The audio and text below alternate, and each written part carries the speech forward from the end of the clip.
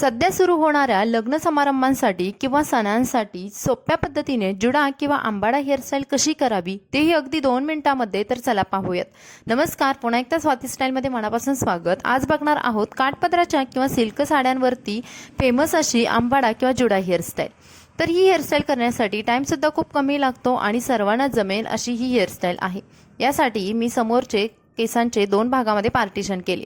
त्यानंतर त्यामधला एका भागामधला छोटासा भाग उचलून रोल करून पाठीमागे नेऊन एका पिनाने सिक्युअर केला. अगदी याच पद्धतीने आपल्याला असे छोटे छोटे रोल करायचे. एका बाजूला 3 ते 4, दुसऱ्या बाजूला सुद्धा असेच रोल करून आपल्याला पिनाने सिक्युअर करून ठेवायचे आहेत. आज आपण थोडीशी वेगळ्या पद्धतीने समोरची हेअरस्टाईल केलेली आहे. ही थोडीशी युनिक दिसते आणि तुमचा लुकसुद्धा इतरांपेक्षा थोडा वेगळा दिसतो. समोरची सुंदर अशी हेअरस्टाईल आल्यानंतर आता आपण जातोय पाठीमागे. पण जर तुमचं कपाळ थोडंसं मोठं असेल किंवा केस पुढच्या साईडला थोडे विरळ असतील तर तुम्ही छोटे छोटे फ्लेक्स काढून घ्या. त्यानंतर आपल्याला पाठीमागचे केस आहेत ते पुन्हा कंगव्याने विंचरायचे आहेत.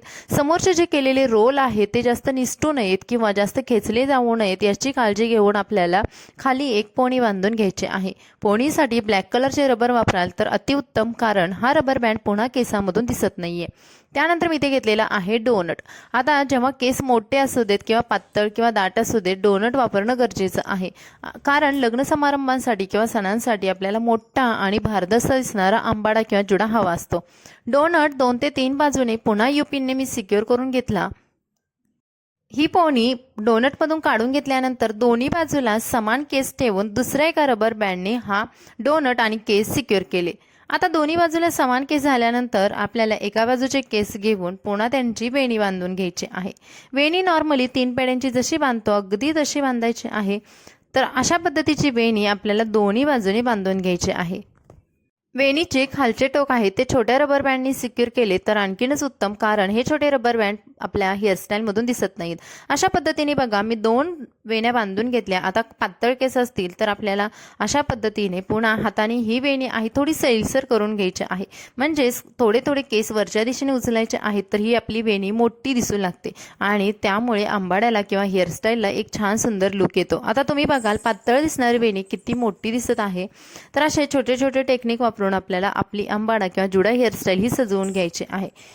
ही बनवलेली वेणी पुन्हा डोनटवरून मी वरच्या दिशेने घेतली आणि एका पिनाने सिक्युअर केली. अगदी याच पद्धतीने दुसरी वेणी सुद्धा दुसऱ्या दिशेला घेऊन गेली आणि पुन्हा पिनाने सिक्युअर केली. आता दोन्ही बाजूनी ह्या वेण्या सिक्युअर करून झाल्यानंतर तुम्ही बघाल आपला डोनट आहे तो पूर्ण कव्हर झालेला आहे आणि वेण्यांची छोटी छोटी टोकं आहेत ते पुन्हा मी पिनाने सिक्युअर केलेले आहेत.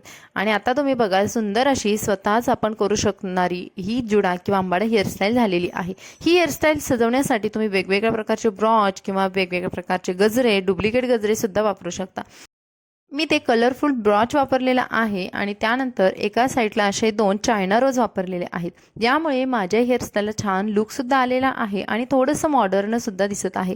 तर सध्या नवरी मुलींसाठी अशा पद्धतीच्या हेअरस्टाईल खूप ट्रेंडिंगमध्ये आहेत आणि त्या खूप आकर्षक लुकसुद्धा देतात. तर मैत्रिणींनो, तुम्हाला हा व्हिडिओ कसा वाटला कमेंट्समध्ये नक्की सांगा. व्हिडिओ आवडला तर प्लीज लाईक करा, आपल्या चॅनलला नक्की सबस्क्राईब करा आणि हा व्हिडिओ तुमच्या फ्रेंड्स फॅमिलीमध्ये शेअर करायला विसरू नका. तर चला भेटू अशाच नवनवीन व्हिडिओ सोबत. तोपर्यंत तुम्ही मस्त राहा, खुश राहा आणि शिकत राहा. Bye bye.